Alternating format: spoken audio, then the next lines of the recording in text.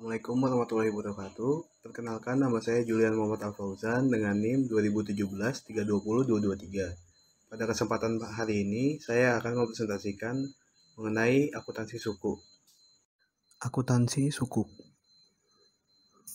Menurut Fatwa Dewan Syariah Nasional nomor 32 DSN MUI 9 tahun 2002, pada poin ketiga disebutkan bahwasannya obligasi syariah atau suku adalah suatu surat berharga jangka panjang berdasarkan prinsip syariah yang dikeluarkan emiten kepada pemegang obligasi syariah, yang mewajibkan emiten untuk membayar pendapatan kepada pemegang obligasi syariah berupa bagi hasil atau margin atau fee, serta membayar kembali dana obligasi pada saat jatuh tempo.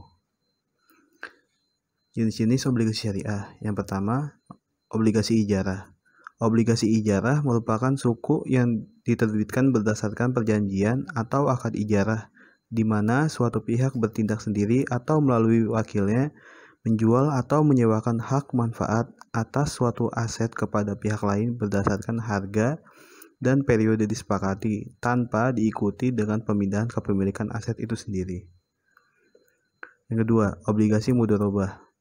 Obligasi mudharabah ialah suku yang diterbitkan berdasarkan perjanjian atau akad mudharabah di mana suatu pihak menyediakan modal dan satu pihak lainnya menyediakan, dan pihak lain menyediakan tenaga atau keahlian. Keuntungan dari kerjasama tersebut akan dibagi berdasarkan perbandingan yang telah disetujui sebelumnya. Kerugian yang timbul akan ditanggung sepenuhnya oleh pihak yang menjadi penyedia modal. Yang ketiga, ada obligasi musyarakah. Obligasi musyarakah merupakan suatu suku yang diterbitkan berdasarkan perjanjian atau akad musyarakah, di mana dua pihak atau lebih bekerja sama menggabungkan modal untuk membangun proyek baru, mengembangkan proyek yang telah ada, atau membiayai kegiatan usaha.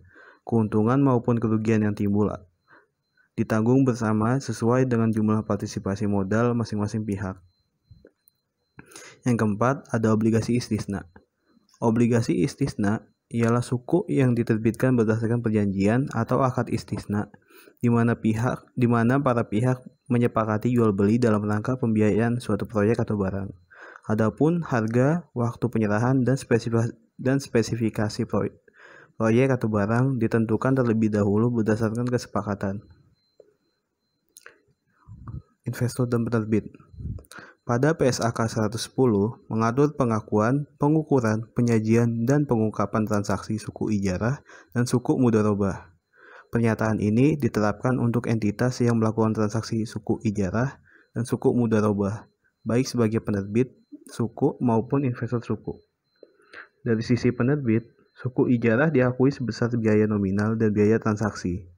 Sementara untuk suku mudharabah diakui sebesar biaya nominal dengan biaya transaksi diakui secara terpisah.